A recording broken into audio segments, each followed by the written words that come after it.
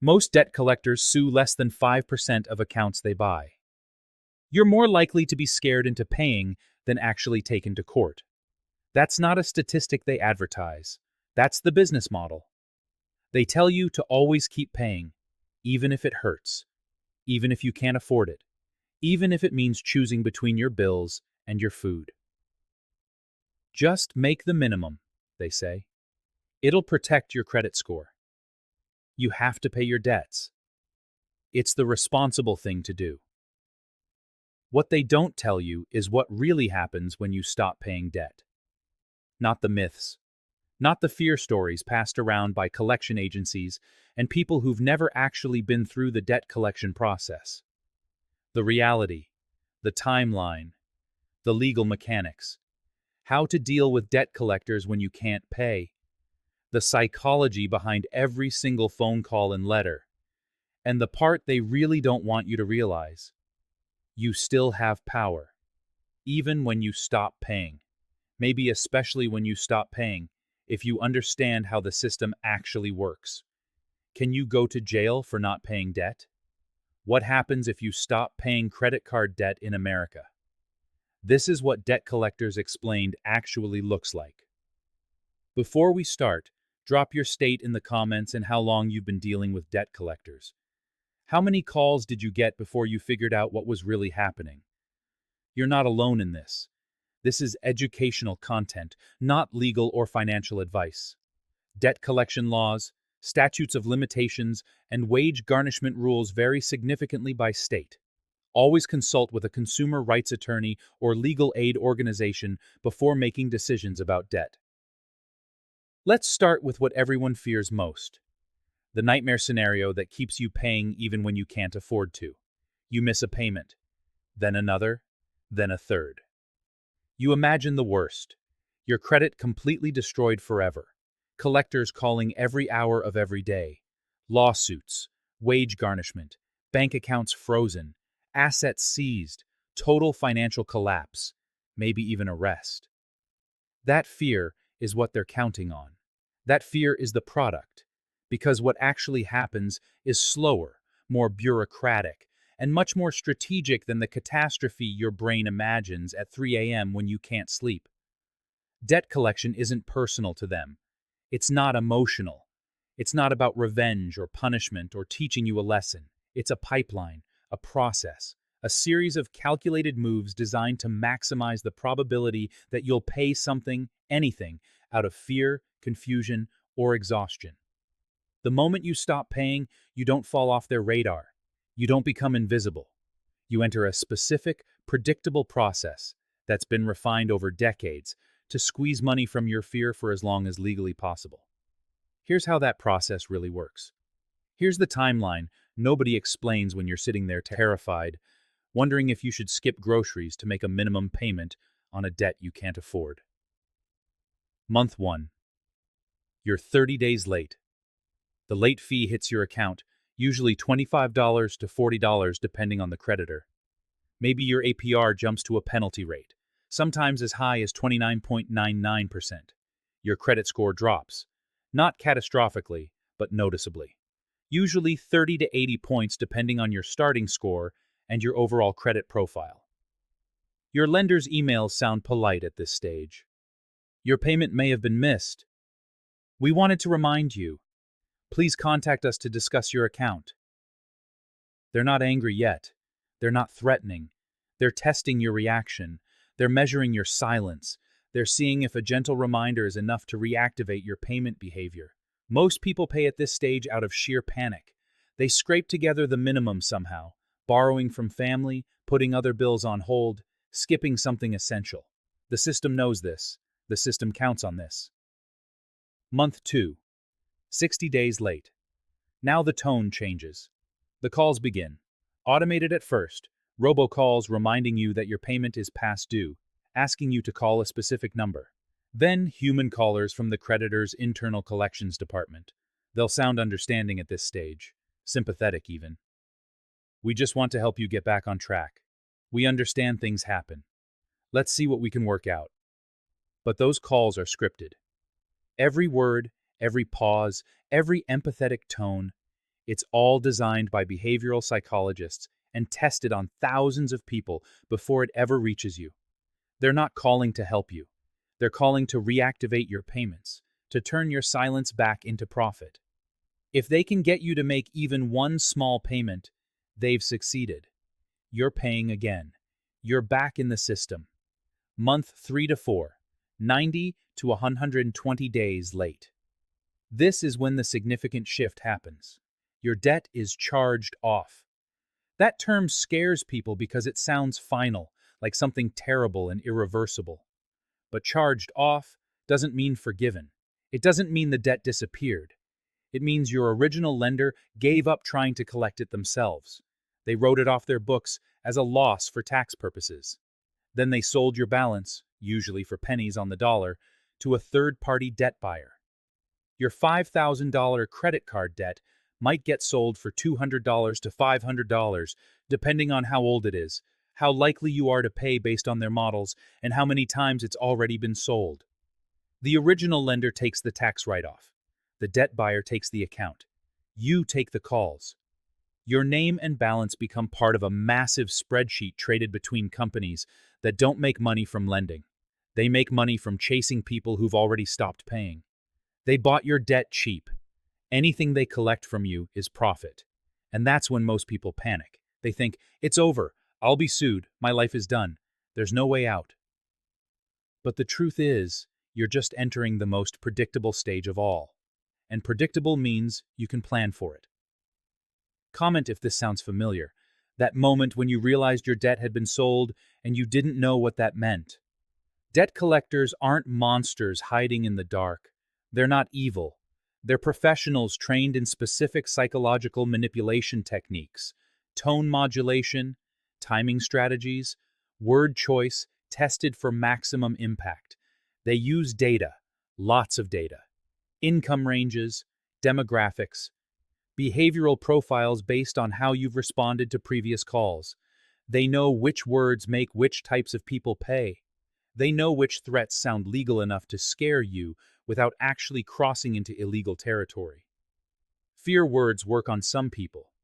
Lawsuit, court, judgment, wage garnishment, legal action, final notice. These create urgency and panic. Shame words work on others. Irresponsible, obligation, your debt, failure to pay, cooperate, make this right. These target your sense of morality and identity. Empathy words work on a third group. I understand. We want to help. Work with you. Get you back on track. Find a solution.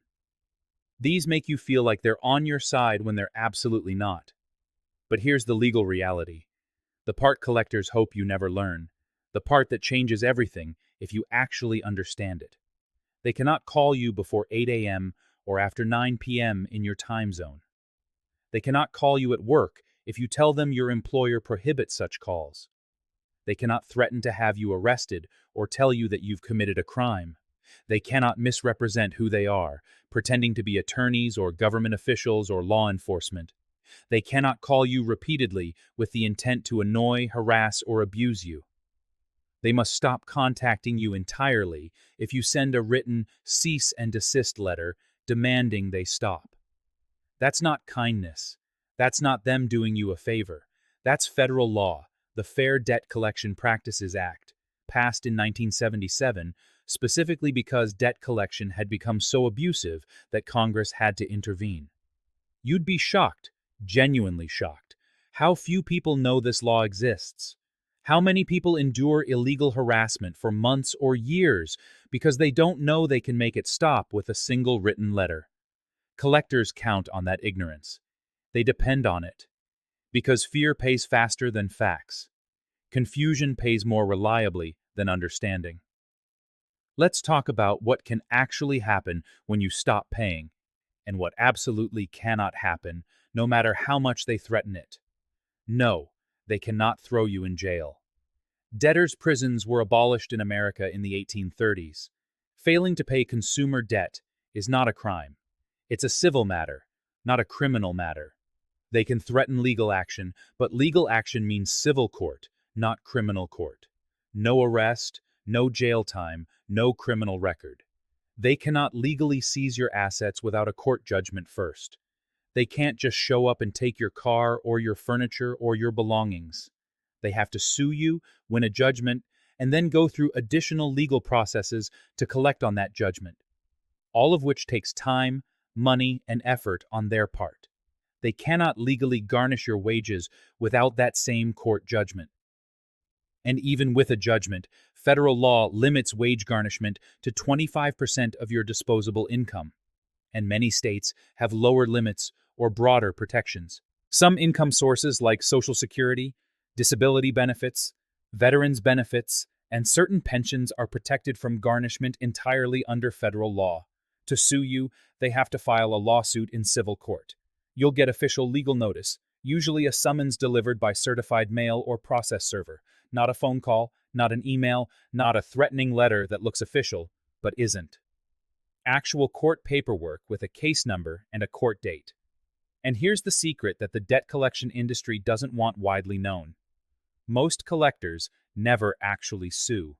It's expensive, it's risky, it's time-consuming. They only sue when the balance is large enough to justify the cost, when they have solid documentation proving they own the debt, and when they believe you won't respond or show up to court. If the debt is under $1,000 or $1,500, the cost of filing and pursuing a lawsuit often exceeds what they could collect. If they don't have proper documentation, the original contract, clear chain of ownership, detailed payment history, they risk losing in court and wasting money. If you actually show up and contest the debt, suddenly their easy win becomes a real legal battle. And here's the part that should make you pause and think. If you respond to the lawsuit, if you show up to court, if you file an answer and contest their claims, you often win. Not always. Not if the debt is clearly valid and well documented, but often enough that many collectors prefer to avoid court entirely. Because debt buyers purchase portfolios in bulk, thousands or tens of thousands of accounts at once. They get a spreadsheet with names and balances, often without complete documentation. They don't always have the original credit agreement you signed. They don't always have proof that you actually owe the amount they claim. They don't always have clear documentation showing they legally own your debt. In court, the burden of proof is on them. They have to prove the debt exists, that you owe it, that they own it, and that the amount is correct. If they can't produce that documentation, you can win by simply showing up and making them prove their case.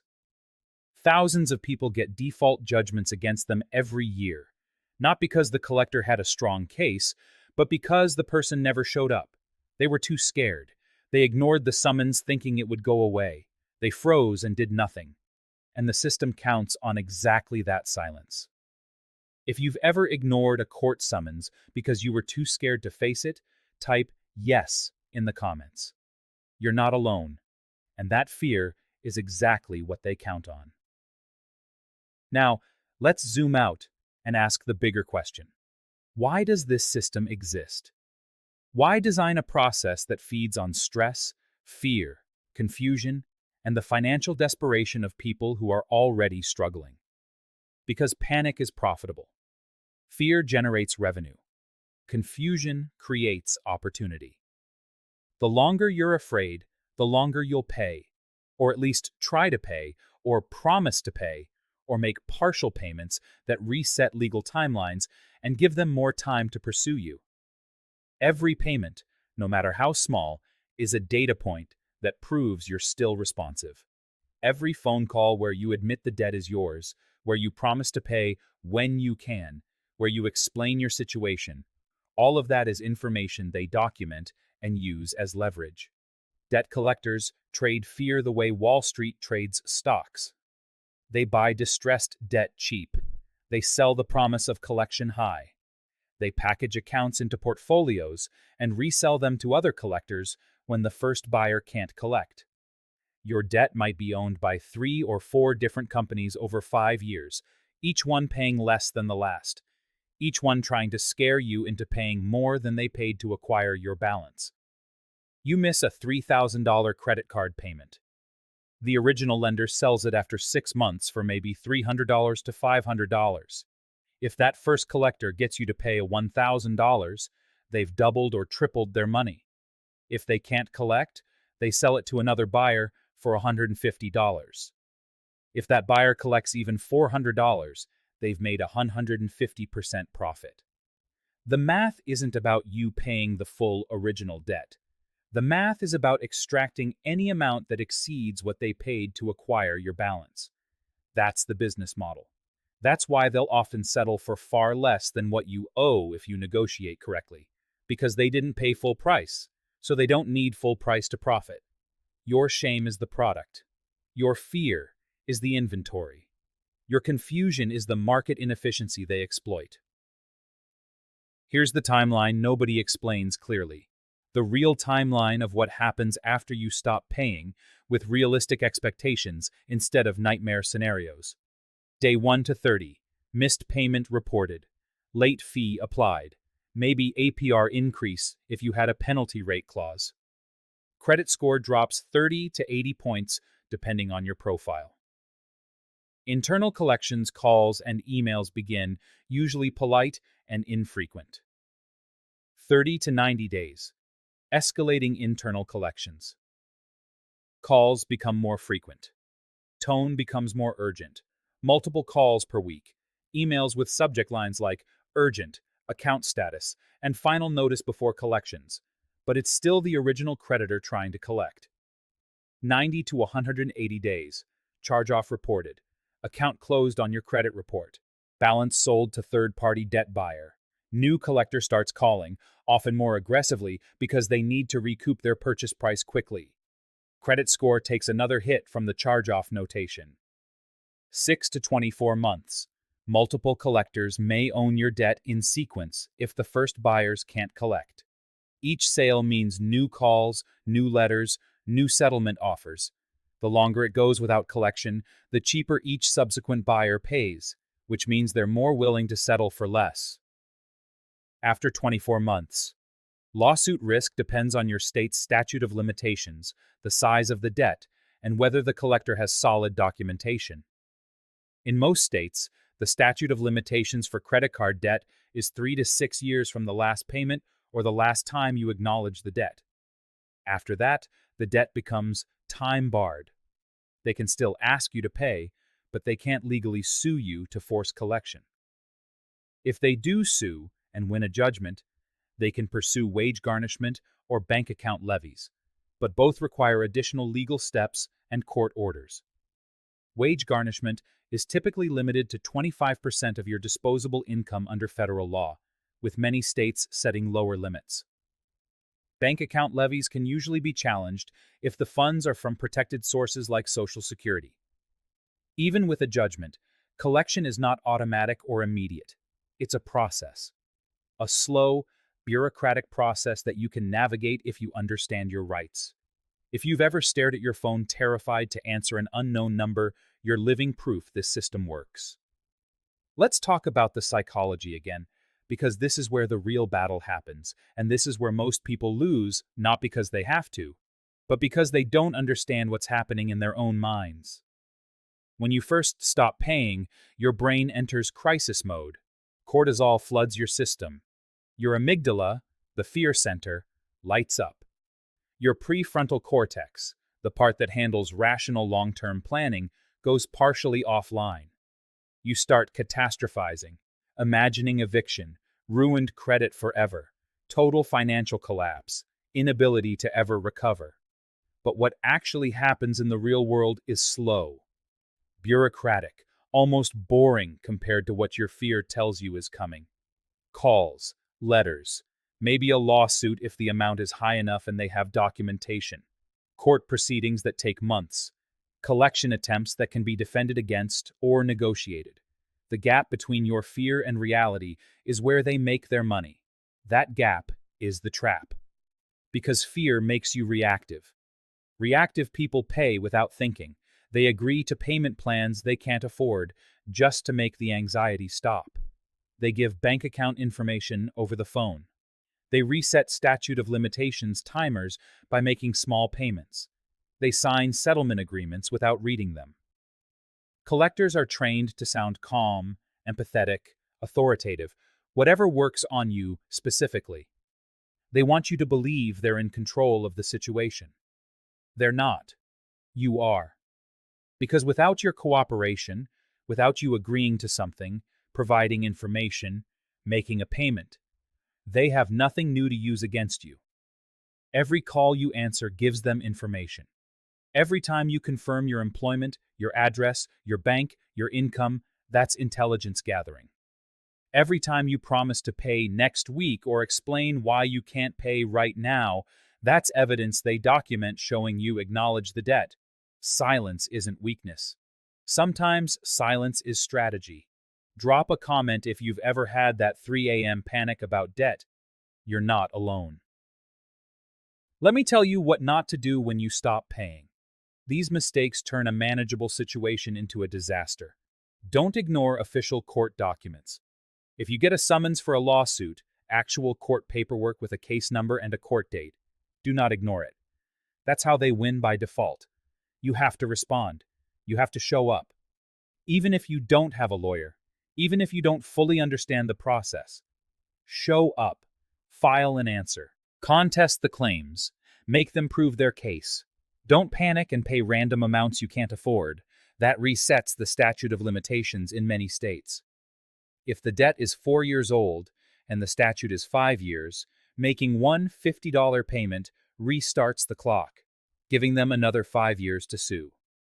Don't pay anything unless you're confident about what you're doing and why. Don't give collectors your banking information over the phone.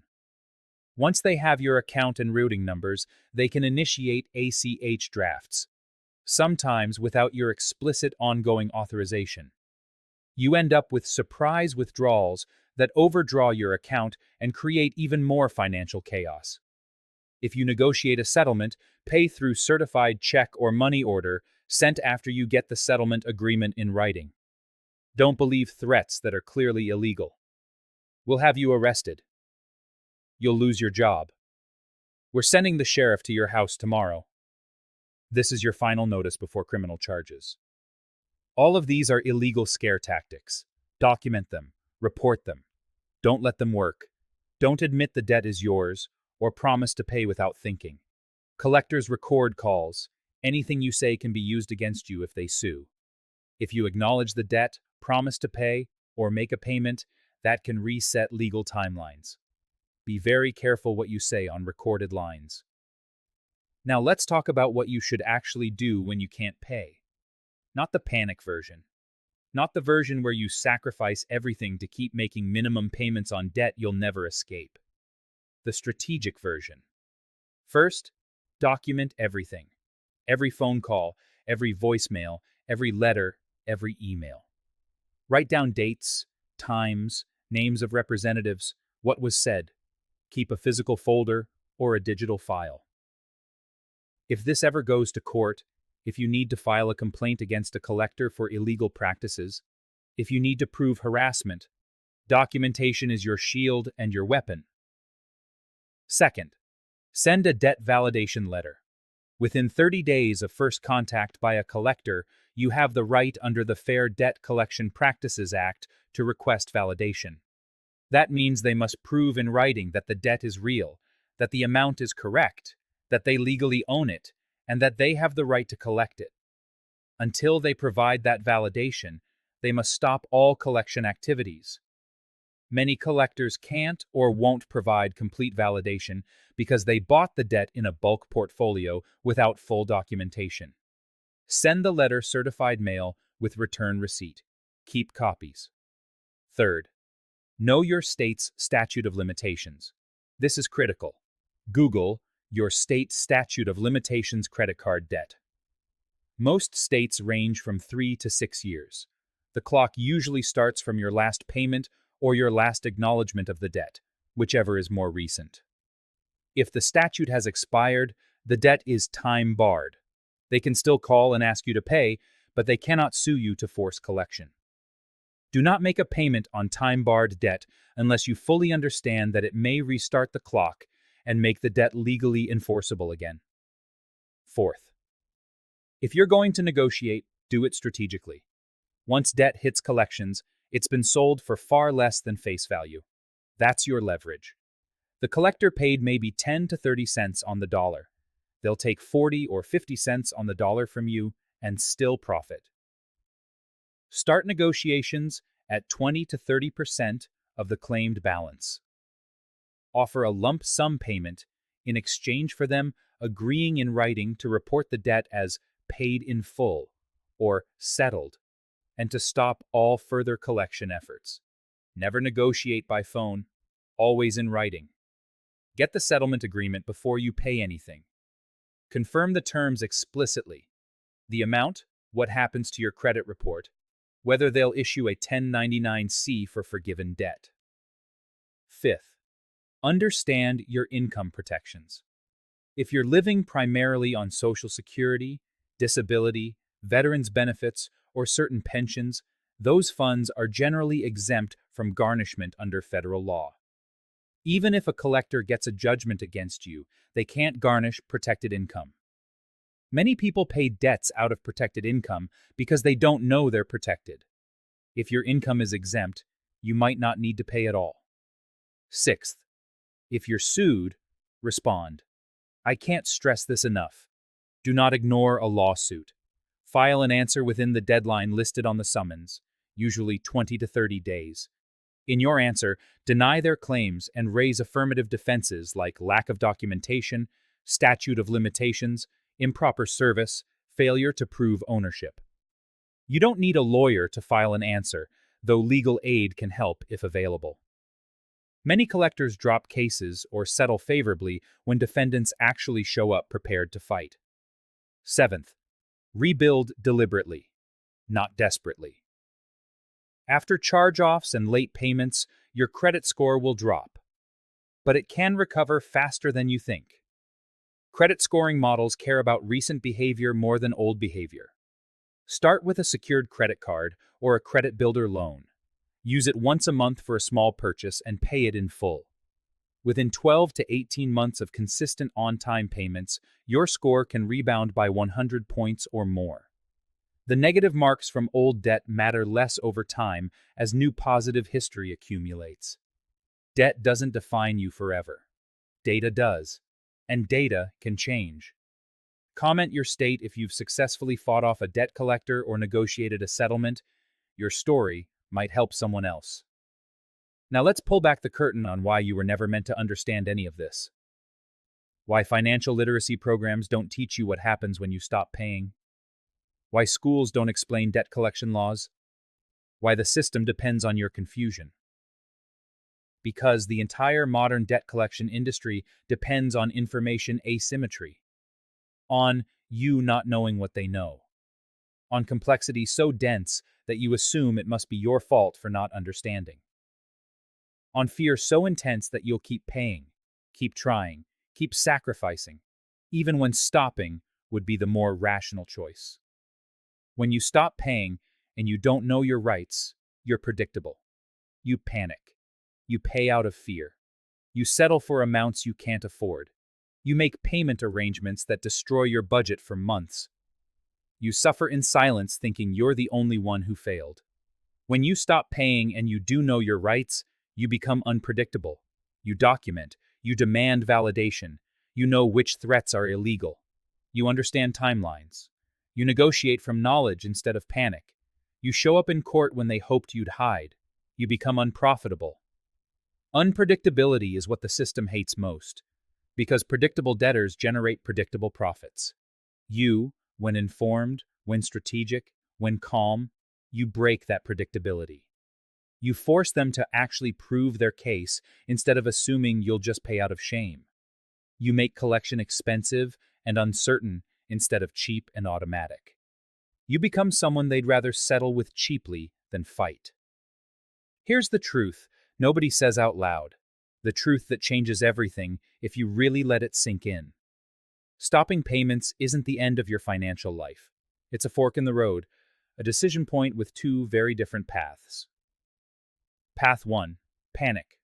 Silence. Ignore court papers. Get default judgments. Wage garnishment. Years of financial chaos. Shame and isolation. Feeling like a failure. Path 2. Knowledge. Documentation. Validation demands. Strategic negotiation. Understanding timelines. Showing up when it matters. Rebuilding deliberately. Freedom. One path leads to shame and suffering. The other leads to leverage and recovery. Collectors don't want educated debtors. They want frightened ones. Because frightened people don't research. They don't document. They don't ask for validation. They don't contest lawsuits. They don't understand statute of limitations. They just pay. Anything. Everything they can scrape together to make the fear stop for a little while. But the fear doesn't stop. It just pauses until the next call, the next letter, the next month you can't afford the payment they scared you into promising. Let me show you exactly how fear turns into money, how your emotional state becomes their revenue. A collector calls you. You're already anxious, already scared, already feeling like you failed somehow. They sound official, confident. They say, "We can settle this account today for $2,000. This is a one-time offer. If you don't take it now, we'll have to proceed with legal action." You don't know they bought your $10,000 debt for $400. You don't know they have incomplete documentation. You don't know they're not planning to sue you because the cost exceeds the likely recovery. You don't know this is a scripted pitch they use on 50 people that day. You hear legal action and panic. You find $2,000 somehow, borrowing from family, selling something, using tax refund money you needed for rent. You pay it immediately to make the threat go away. They make a 400% profit. They send an automated thank you letter and mark your account as closed. They move on to the next call, the next scared person, the next profitable transaction. You think you did the right thing. You think you avoided something terrible. You don't realize you just performed exactly as their behavioral model predicted. You weren't a person in that transaction. You were an algorithm that responded to fear triggers exactly as their data said you would. That's not an insult. That's not judgment. That's just the system working as designed. And understanding that design means you can choose differently next time. But that's not how your story has to end. That's not the only way this goes. Because the moment you understand the rules they're playing by, you can rewrite your role in the game. You can decide what gets paid, when, how, and whether it gets paid at all.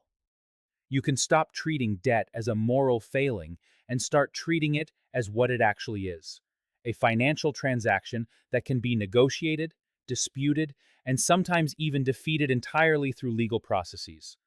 If you've stopped paying or you're considering it, here's your actual playbook. Not the fear version, the strategic version. 1. Breathe. You're not the first person to stop paying debt. You're not going to jail. Your life is not over. This is a process. Processes can be navigated. 2. Gather everything. Every statement, every letter, every notice, every email. Put it in one place, physical folder or digital file. You need to know exactly what debts exist, who claims to own them, how much they claim you owe, and when you last paid. 3. Demand validation in writing within 30 days of first collector contact. Certified mail, return receipt, keep copies, make them prove the debt is real and they own it. 4. Track all communication: who called, when, what they said, what they threatened, what they offered, what you said. If they break FDCPA rules, document it and file complaints with the CFPB and your state attorney general. 5. Never admit liability or promise to pay on a recorded line unless you're absolutely certain that's what you want to do. Collectors record calls. Your words can be used against you. 6. Know your statute of limitations. If the debt is time-barred, you might not need to negotiate at all. Just send a cease and desist letter and wait for them to give up or sell to the next buyer who also can't sue you. 7. If you're going to negotiate, do it from knowledge. Start at 20 to 30%. Demand written settlement agreement before paying. Never give bank information over the phone. 8. If you're sued, respond. Always. File an answer. Contest their claims. Make them prove everything. Show up in court. Most cases settle or dismiss when defendants actually fight back. 9. Understand income protections. If you survive on Social Security or disability, they likely can't touch your income, even with a judgment. Know your exemptions. 10. Once it's over, whether through settlement, judgment, or simply waiting out the statute, rebuild deliberately. Secured card. Small monthly charges. Pay in full. Build new positive data to replace old negative data. That's how people actually escape the debt collection trap. Not by hiding, not by panicking, not by paying forever out of shame, but by understanding how the system actually works and using that knowledge to navigate it strategically.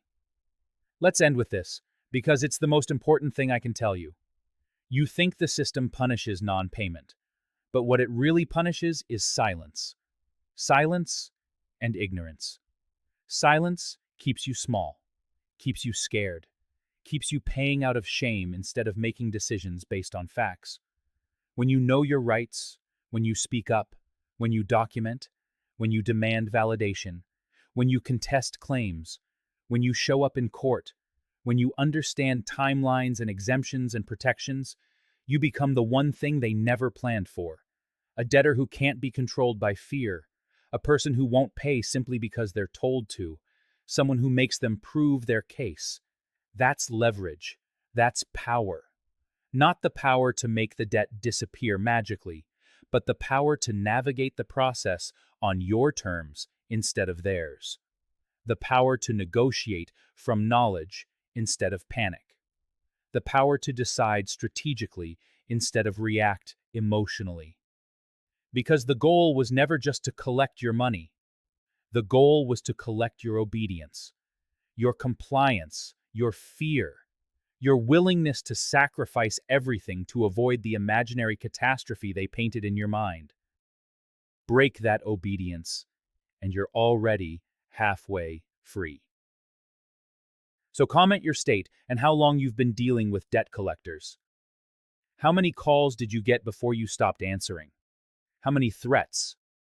What scared you the most? Did you ever demand validation? Did anyone ever sue you? And if so, did you show up? Because someone watching this right now is terrified. They missed their first payment last month. They're imagining the absolute worst. They think their life is over. They need to see that the world doesn't end when you stop paying. It just starts to make sense. The fear is the trap. Knowledge is the exit. Share this with someone who's drowning in debt they can't pay. Someone who's sacrificing food or medicine or rent to make minimum payments that never reduce the balance. Someone who thinks they have no choice, no power, no way out. Because the truth is simple. You're not the problem. The system is. And now you know exactly how it works. Now you know what they don't want you to know. Now you can make informed decisions instead of desperate ones. You're not broken. You're not immoral. You're not a failure. You're someone dealing with a system designed to exploit your stress and your fear. And that system only wins when you don't understand it. Now you do.